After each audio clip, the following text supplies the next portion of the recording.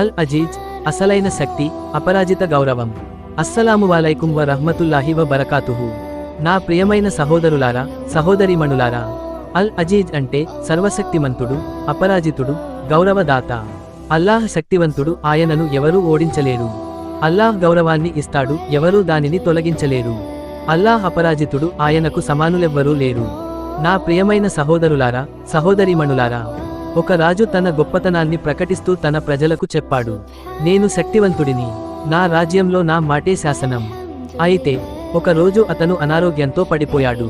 ఆరోగ్యాన్ని తిరిగి పొందేందుకు ఎంతో సంపద ఖర్చు పెట్టాడు. కానీ అది వృధా అయింది. అప్పుడు రాజు బాధతో అర్థం చేసుకున్నాడు, నా శక్తి, నా ధనం, నా పదవి ఇవన్నీ తాత్కాలికం. నిజమైన శక్తి కేవలం అల్లాహ్దే. నిజమైన శక్తి ఎవరిదో తెలుసా? మన జీవితంలో బలం అంటే ఏమిటి? ధనం, అది ఎప్పుడైనా పోతుంది. శరీర బలం, అది కాలంతో తగ్గిపోతుంది. అధికారం, అది కేవలం ఓ సమయం వరకే. కానీ అల్లాహ్ అల్ అజీజ్, ఆయనకు ఎవరూ సవాలు చేయలేరు. ఆయన ఇచ్చిన గౌరవాన్ని ఎవరూ తీసుకోలేరు.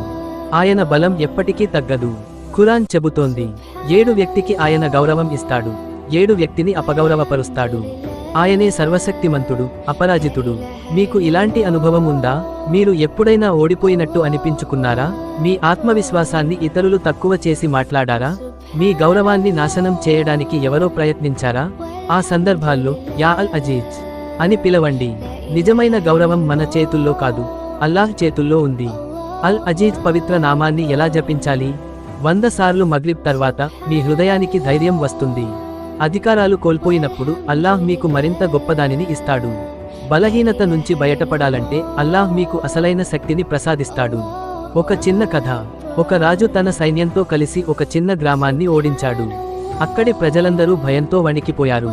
కానీ ఒక తాత మాత్రం ఎంతో ప్రశాంతంగా ఉన్నాడు. రాజు ఆశ్చర్యపడి అడిగాడు, నువ్వు భయపడట్లేదు ఎందుకు? ఆ తాత నవ్వుతూ చెప్పాడు, రాజా, నువ్వు నన్ను గౌరవించవచ్చు, అవమానించవచ్చు, కానీ నా నిజమైన గౌరవం నా ప్రభువు చేతిలో ఉంది. అది అల్లాహ్ అల్ అజీజ్ యొక్క బలం. ఏ సమయం వచ్చినా నిజమైన గౌరవం అల్లాహ్ మాత్రమే ఇస్తాడు. చివరగా మీకోసం ఒక అద్భుతమైన దువా. యా అల్ అజీజ్, నీవే నిజమైన శక్తి యొక్క మూలం. నన్ను బలహీనంగా విడిచిపెట్టకుము, నా గౌరవాన్ని నీవే కాపాడుము, నీ అనుగ్రహంతో నన్ను ఎవ్వరూ ఓడించలేరు. మన ప్రయాణం కొనసాగుతోంది. ఈరోజు మనం అల్ అజీజ్ గురించి తెలుసుకున్నాం. ఇంకా 91 పవిత్రమైన పేర్లు మిగిలి ఉన్నాయి. ఈ పవిత్ర ప్రయాణంలో మీరు కూడా భాగం అవ్వాలి. ఇంకో అద్భుతమైన పేరుతో త్వరలో కలుద్దాం, ఇన్షా అల్లాహ్. ఈ విలువైన సందేశాన్ని ఇతరులతో పంచుకోండి. జజాకల్లాహు ఖైర్. అస్సలాము అలైకుం వ రహ్మతుల్లాహి వ బరకాతుహు.